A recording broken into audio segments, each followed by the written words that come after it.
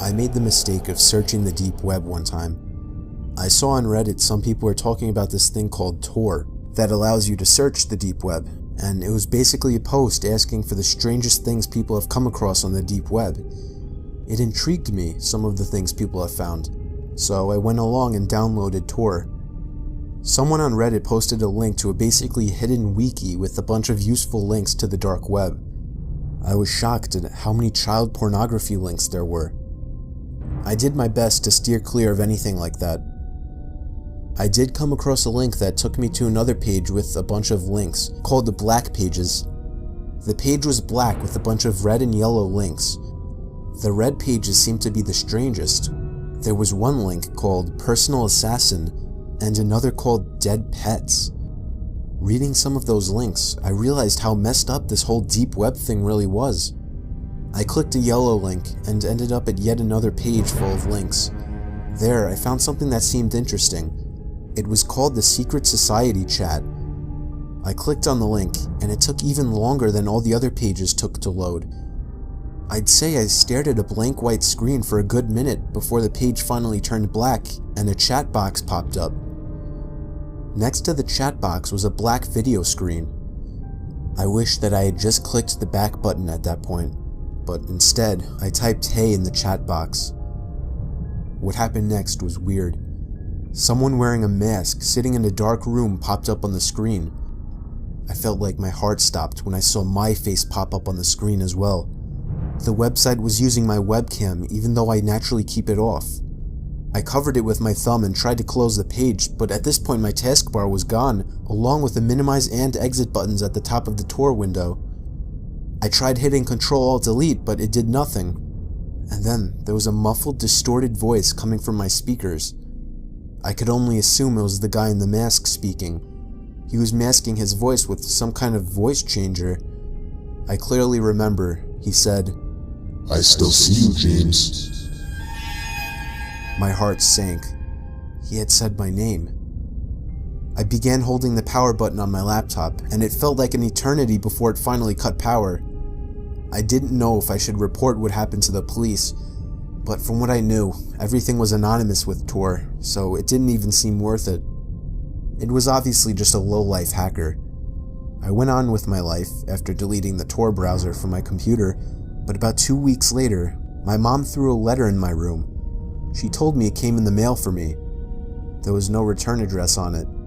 I ripped the letter open and unfolded the paper tucked inside. In huge letters that filled the paper were the 3 words, "Don't come back." I felt like I was going to throw up from the sickening feeling it gave me. I crumpled up the paper and threw it away.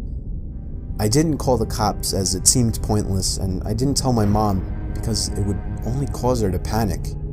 But I have no idea how or why they got my address. My worst experience on Tor was stumbling upon a horrific, sickening page called Human Experiments.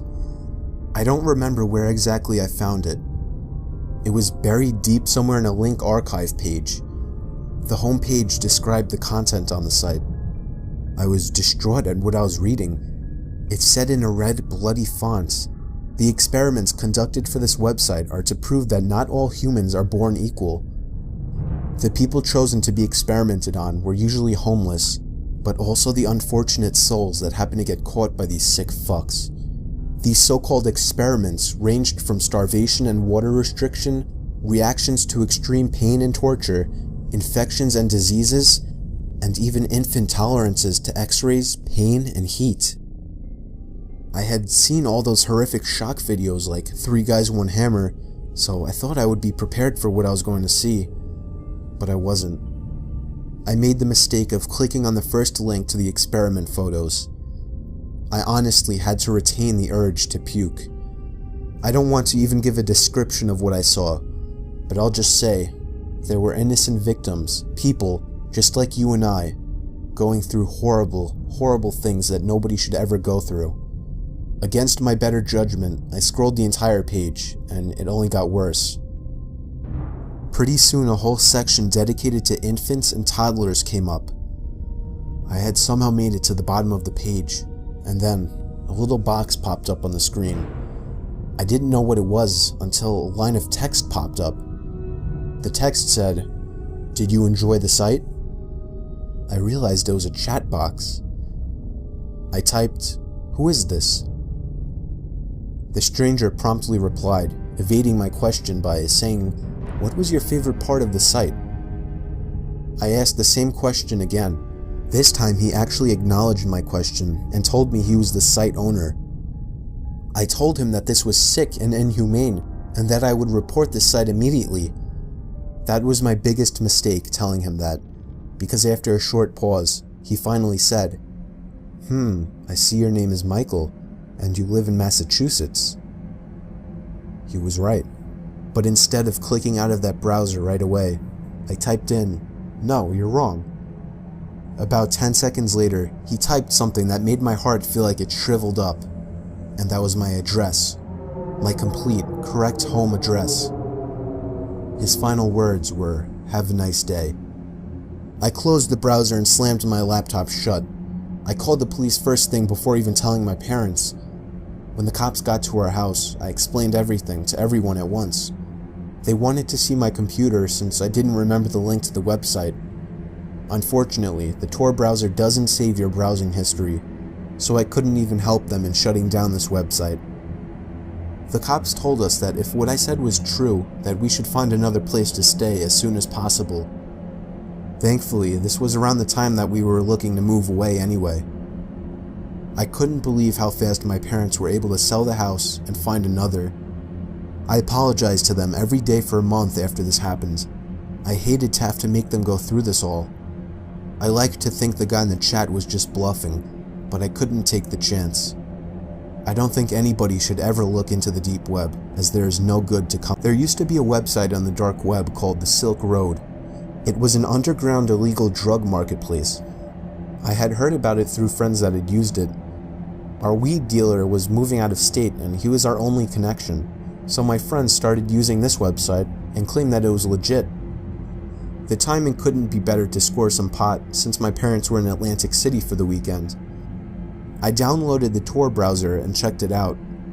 The biggest seller on the site was cannabis, of course. I left a comment on one of the newer listings asking for anybody to tell me if the listing was legit. I came back to the site about an hour later and I had one new message. It was from a user named Illy B. He saw my comment and offered to sell me an ounce for a really low price, but he only does local. I've done local deals before and I've never really had a problem with them, so I told him that I was in Washington. Turned out he lived only about an hour away from me. I suggested we meet halfway, but shockingly, he said he would just meet me in my hometown. I couldn't turn down that offer. He said he would be over after work around 9 o'clock. I told him to meet me in the Wendy's parking lot. He asked me a bunch of weird questions like my address, who I live with. I definitely didn't want to give my address to a pot dealer, and I lied and told him I lived alone. A little bit later, he texted me telling me he found a much better place to do the deal. It was behind an old closed-down retail store at the edge of town. My sketchiness alarm was going off, but I was so desperate to get that grass. I knew exactly where that building was, so I drove over and got there within 5 minutes. I parked the car behind the building, but couldn't see anyone else there. Then I got a text saying he was on his way. That made no sense, because if he lived an hour away, how would he know of this place? I sat there for like 20 minutes trying to get another response from him, but he never answered.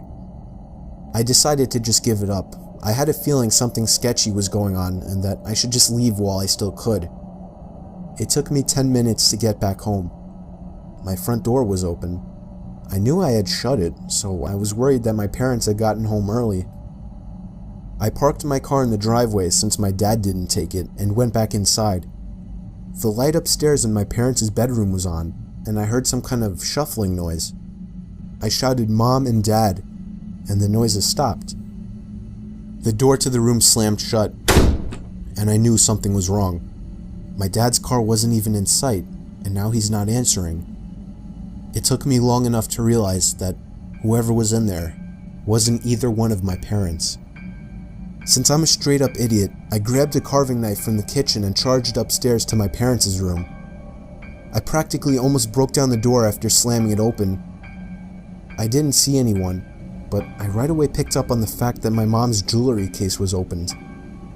I grabbed the phone in my parents' room and called 911, but something grabbed me from under the bed. I used the knife in my hand to stab their arm, and the man under the bed began to scream in agony. Since it was a corded phone, I couldn't leave the room with it. All I had time to tell the police was that someone broke into my house and then gave them my address. The man crawled out from under the bed with the knife still in his arm. He didn't even look at me. He just ran straight for the front door into his car.